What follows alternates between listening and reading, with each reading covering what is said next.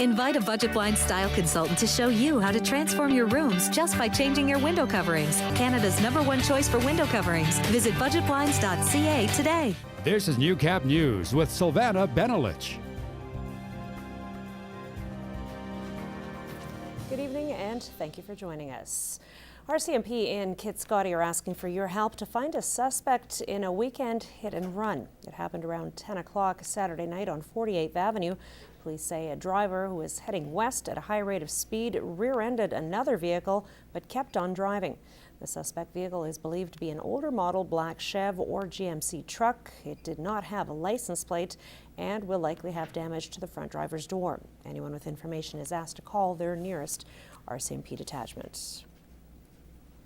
Well, it's been almost 4 months since Lloydminster City Council approved its 2015 budget, but all of that planning was done well before oil prices started to tank back in December.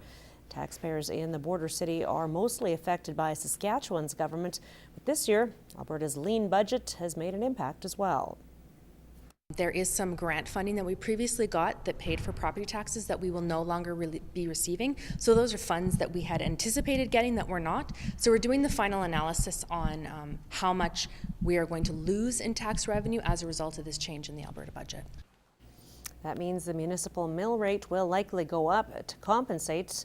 The city is still waiting on the Saskatchewan government to set the province-wide education mill rate. Those values together will determine how much you pay in property taxes. We're determining what the total loss is based on the number of properties. It's going to be in the neighborhood of about $100,000 to $200,000, so it's not millions of dollars that we've lost. Despite the hiccup, Reiniger says the city is in good financial health, but he does want the mill rate set as soon as possible.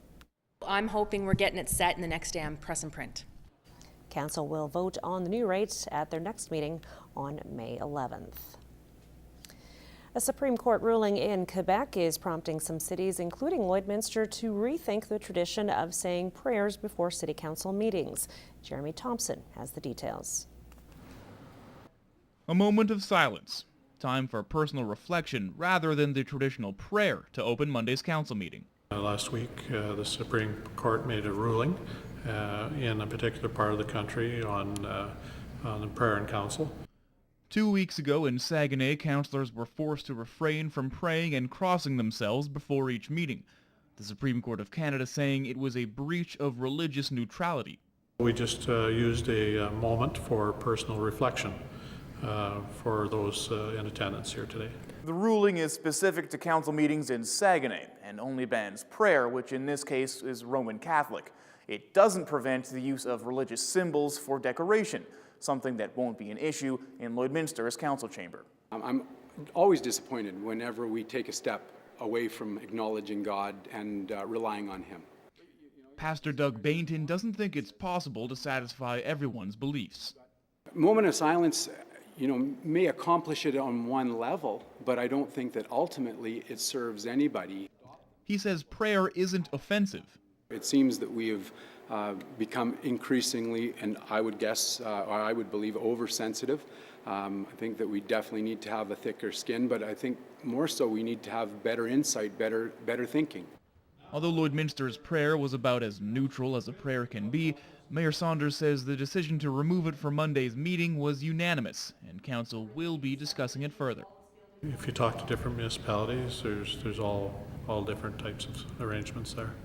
Jeremy Thompson, Newcap News.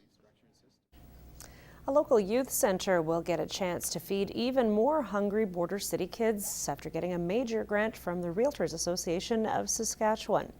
$5,000 is being put into the free hot meal program, just one of the services the youth center has been providing since setting up shop in the Lloydminster more than 20 years ago. Our hot meal program is our main component of our outreach service that we provide here. So this hot meal program is allowing us to provide meals for youth from 12 to 18, 3 days a week. The program was one of 6 from around the province that were honored through the Quality of Life in Saskatchewan initiative.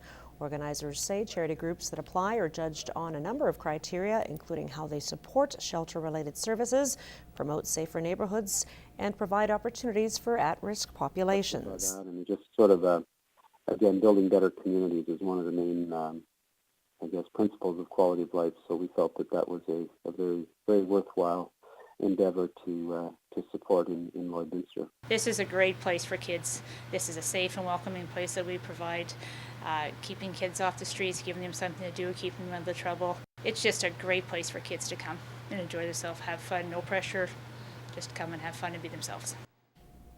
This is the third year the Saskatchewan Realtors Association has given out grants through the initiative.